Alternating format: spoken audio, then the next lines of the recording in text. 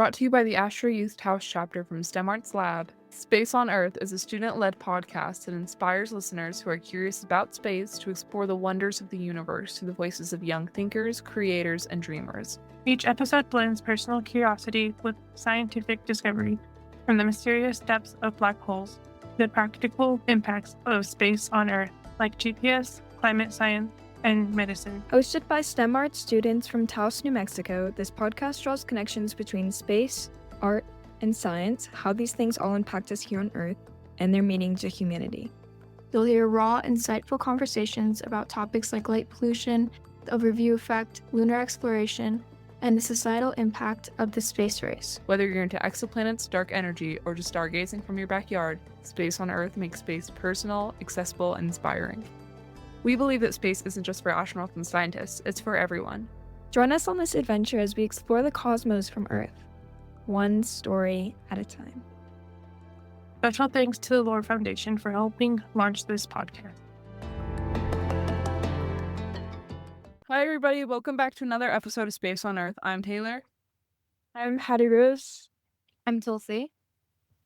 I'm Wyatt. Today we are here to talk to you guys about comparative planetology. So we're going to go over what exactly that means, why we do it, and a bit about how it relates to Earth, as well as the other planets that we study a lot. So to talk about what is comparative planetology. So it's a way of researching other planets' geology by comparing those geological features on Mars, Venus, the Moon, Mercury, other planets, in comparison to what we have on Earth. And so we do this a couple of ways. A lot of times it's remote sensing with satellites and rovers, either orbiting or landing. And from that, we can get high resolution imagery or topographical information using stereophotogrammetry from any satellites that are orbiting. And so because we can't visit these planets in person and we can't go there and get that data as easily, we use the information that we can get remotely and we compare it to information that's on Earth. And from that, we can create a larger picture of what's happening on other planets. And the reason that we want to do this and have this information is to understand geology on other planets. So we're looking at Mars and getting a clearer picture of what is going on over there. And then also we can understand some of the geological history of Earth. So how has our planet formed over the years? We mostly figure out our own history by, for example, with Mars, if you have history of water there through those geological features, then we can understand, okay, maybe this is what happened on Earth before we have records of. And so it's a great way to get information about other planets, but also our own. Wyatt, do you want to talk to us a bit about how we use the moon with comparative planetology?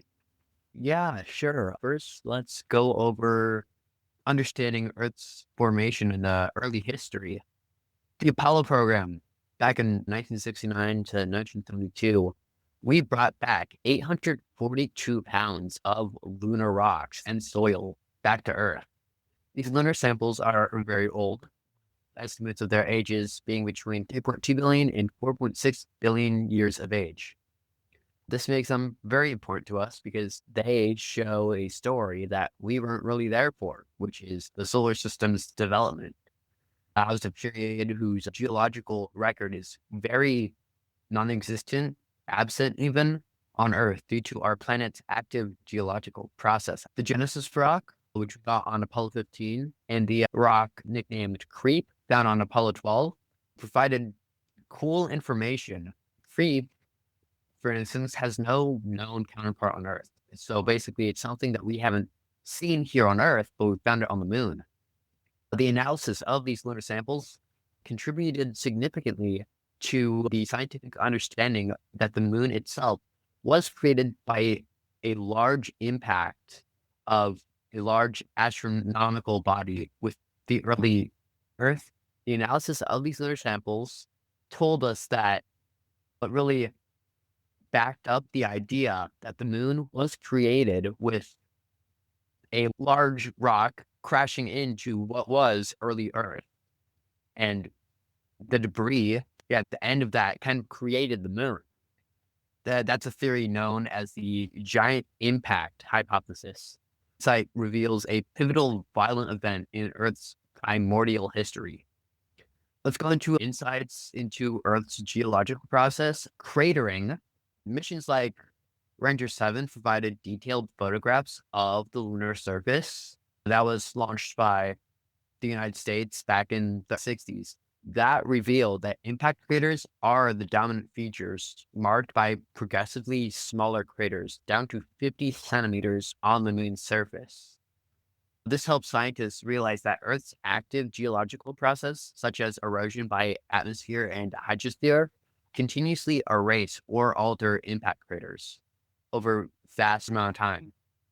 The moon stands out as the only other celestial body besides Earth to have successfully hosted a seismometer array. During the Apollo program, we sent seismometers up to the lunar surface, just like on Apollo 11. The moon has earthquakes. We call them moonquakes. That gives very unique data for direct comparisons of internal structures like the Earth and the moon and Mars and Venus and everything. That is a large rock. Unlike Earth, which has a large, entirely surrounding magnetic field made by the molten metal core that is in the Earth, the moon has only localized magnetic fields. And this distinction highlights different mechanisms for magnetic field generation and evolution across celestial bodies, contributing to our broader understanding of planetary magnetism. Now let's talk about the moon's critical role in Earth's stability. An insight from comparative planetology is that Earth is unique among terrestrial planets in having such a large moon. The moon is believed to play a major role in stabilizing Earth's axial tilt, which in turn directly influences the consistency of our seasons and climates. This highlights a vital factor that has contributed to Earth's long-term habitability and distinguishes it from potentially similar exoplanets without such a gravitational stabilizer. Now, talking about technological advancements driven by lunar exploration, back in the Apollo program, we had to figure out how to develop a guidance computer that was capable of getting to the moon and also landing on the surface propulsively, not just like with re-entry and a parachute, because, the moon doesn't have an atmosphere. So how are you supposed to use a parachute if there's no air to slow you down? We had to use propulsion, engines, liquid fuel. So we developed the Apollo guidance computer, which was basically an early adopter of silicon integrated circuit chips. Those innovations have had far-reaching applications beyond space. It was basically the first real computer, but on a larger scale. The Apollo program ended in 1972, and no human has been back since then. But actively, we are working to go back with the Artemis program. And we want to continue exploring the moon. Eventually, we want to go to Mars someday. So the Artemis program has a sub-program called CLIPS, or the Commercial Lunar Payload Services. NASA paid a bunch of companies and said, hey, build a lunar lander to send our NASA payload to the moon. So that included Firefly Aerospace and Blue Origin, SpaceX, because they are dominating the market right now. We're going to learn a lot with Artemis. Hattie, do you want to talk about Mars? So, Mars is the most Earth-like planet in our solar system, and this makes it like a central figure in comparative planetology. So, it's really cold and barren today, but a long time ago, it was also home to like flowing rivers and lakes, and maybe even an ocean at some point. It's also relatively well preserved on the surface, which offers a window into early planetary history. Unlike Earth, where plate tectonics and erosion have erased so much of the geological past. So we've had a lot of early missions and discoveries on Mars, one of them being the Viking, which orbited and landed in the 1970s. And they were able to send back detailed images of Mars, showing complex surface features like valleys and channels that hinted at some type of past with water. These missions revealed plains, glacial features, and stratified sedimentary layers, suggesting that Mars once supported flowing water and possibly habitable conditions. Unlike Earth, Mars lacks active plate tectonics, meaning its surface has remained relatively unchanged for billions of years. This preservation makes it a geological time capsule. So, really old lake beds and sedimentary rocks allow scientists to reconstruct Mars' environmental history and explore how climate change transformed the planet. In 2018, ESA's Mars Express found radar evidence of a liquid water lake beneath the solar polar ice cap, suggesting that subsurface water can still exist. Organic molecules discovered by Curiosity raise the potential for past life, or at least prebiotic chemistry, and methane systems, which vary seasonally, may be signs of biological activity or geothermal processes, but this kind of remains hotly debated. Perseverance rover identified magnesium sulfate crystals in one of the craters. This material is known to preserve biosignatures on Earth. Additionally, New Mexico's unique geology has played a major role in preparing for Mars missions. NASA has tested Mars rovers in the state's lava flows and desert basins. One of the 13 students selected nationwide for the Spirit and Opportunity missions was actually from New Mexico, and that just emphasizes the state's educational and scientific contributions to space exploration. So, looking ahead into the future for future Mars missions, NASA's Mars Ice Mapper will search for accessible subsurface ice, which is the key to future crewed missions, and a couple sample return missions. Also, NASA and ESA are planning a collaborative mission to return Mars samples in the 2030s, as well as China and India aim to advance global research into the Martian surface and atmosphere. These missions will help answer really big questions, such as, was Mars ever home to life? Which humans are be curious about. They also pave the way for human habitation and resource utilization using Mars' own water, soil, and possibly atmosphere. Tulsi, I'm really curious about Venus. Do you want to tell us a little bit about that?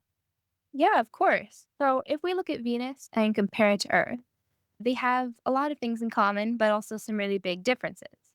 As for similarities, Venus is really close to Earth in size and mass. It's just a little bit smaller. And both planets were formed in a similar way, from the same swirling cloud of gas and dust that shaped the early solar system, especially the planets before the asteroid belt. And scientists think that Venus may have even once had oceans because early on, it had a climate a lot like Earth's. But there are also a lot of differences. For one, the atmosphere.